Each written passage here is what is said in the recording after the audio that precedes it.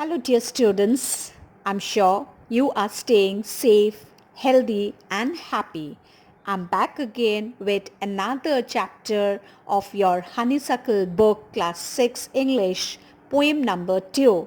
And today I'm going to explain you the poem The Kite. So without any further delay, let me explain you the poem as well as the difficult meanings which are there in the poem. Now before I begin the introduction of the poem, now let me tell you that in this poem the poet has used the literary device imagery. Now what is an imagery? Imagery are descriptive words that are used by the poet in the poem through which you can visualize the picture in your mind. The poet has used such descriptive words to describe the kite flying in the sky that you can at once see that picture in your mind, visualize the picture in your mind. So that is called a imagery. Now the poet has drawn a beautiful picture of the flying kite through words in this poem.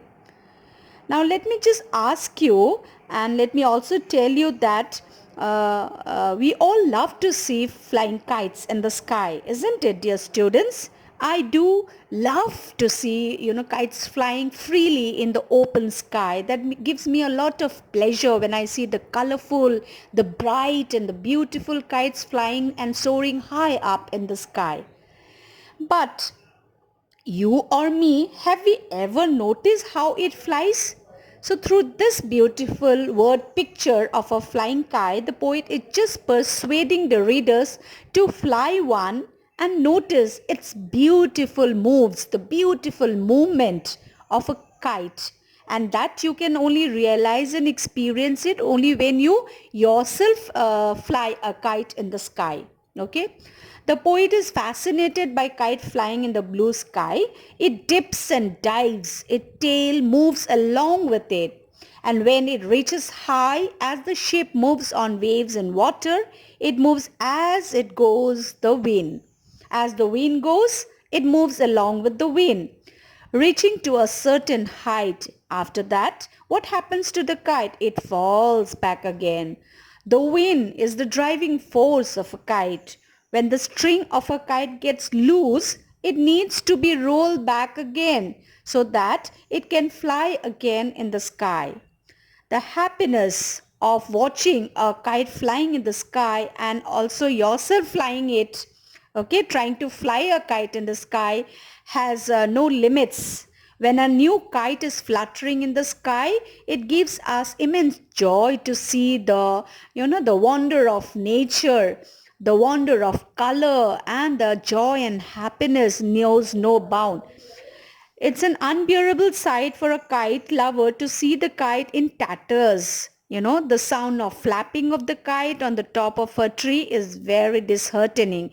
When you are flying a kite and then it falls down because of the wind, okay, when the wind does not have a driving force, it comes down. Sometimes it gets stuck into a tree, into a building, into a pole, into a pillar, and then it crashes and then it breaks, and that sight is really very very disheartening, and it really gives a lot of sorrow to the kite lovers who love to fly kites and also love to watch flying kites. The best part to see a kite flying, the colorful kites flying up in the sky, is when the sky is clear and there are no dark, large and big clouds.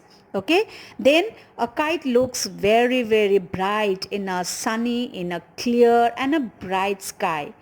It will be clearly noticeable to all of us. The kite hurls, and with every wag its tail produces a cracking sound. Then, while flying, all of a sudden the kite goes high on top, just like a ship goes up and down on the crest of waves with a sailcloth. It moves forward when the wind is strong, but as the wind falls, it seems as if it is also taking a rest for a while in the air. Sometimes the thread that is tied to the kite loosens. The flyer tries to roll the thread and runs till a new breeze fills its wings. A kite really looks bright on a clear sky, but when it gets stuck on a tree top, it gets torn and gives a poor look, and that is really very sad and very disheartening. Now let me go into detail where I will be explaining you the poem stanza wise, the poem The Kite. So here I begin with the first stanza. How bright on the blue is a kite when it's new. With a dive and a dip it snaps its tail. The meaning of this stanza is that when a kite is flying up in the sky, it looks very beautiful, and it looks more beautiful when the sky is clear, it's blue in color. Okay, the weather is fine and there are no dark clouds. So the kite could be visible in the clear sky, in the bright sky, and it looks colorful and it looks very beautiful. And it happens more, it gives more brightness when, of course, the color, when the kite is absolutely new. And then what happens to the kite in the sky? It dives, it dips, and then it makes a cracking sound in the air with its tail. Second stanza of the poem.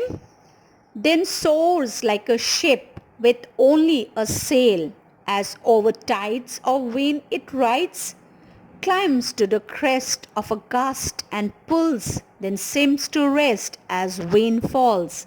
The meaning of which is when the kite is moving up in the sky, in the clear sky, so it helps it to float in the sky. The wind helps the kite to float in the sky, just like the waves rising and falling with the sudden blow of the wind, of the strong wind. Okay? Waves in the sea.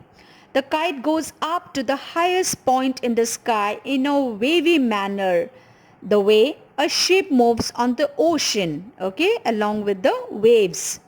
But as soon as the wind slows down, it seems as if it has stopped there to rest, as if the kite is tired, okay, because of soaring so high up in the sky, flying in the sky, it's tired and it has stopped as if to take some rest. Here goes the third stanza of the poem.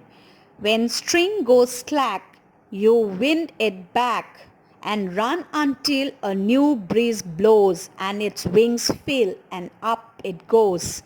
So whenever, sometimes when you are flying a kite in the clear sky, high above, it's flying very high in the sky. Sometimes what happens when you are leaving the thread, okay, when you tie the thread, sometimes it becomes loose, okay, and what the flyer does, he runs and rolls it back to bring the kite back to its position, and the flyer has to wait till a new breeze or air blows again and fill its wings with air again to help it fly. So when there is no wind, when there is lack of air, then what happens is that the kite stops flying and it appears as if the kite is taking some rest. So as soon as the wind again starts blowing, there is breeze in the air, and again the flyer runs around, loosen the thread, and then again the kite starts flying high up in the air.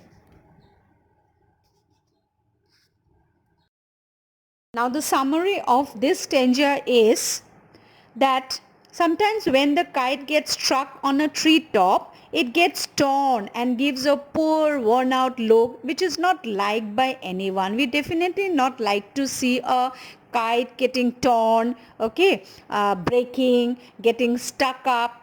Definitely it's a very miserable, a very sad sight to see when we find that the bright and the colorful, the kite which was sometime back flying up in the sky, soaring very high, and then suddenly it breaks, it gets torn. So it's really very disheartening.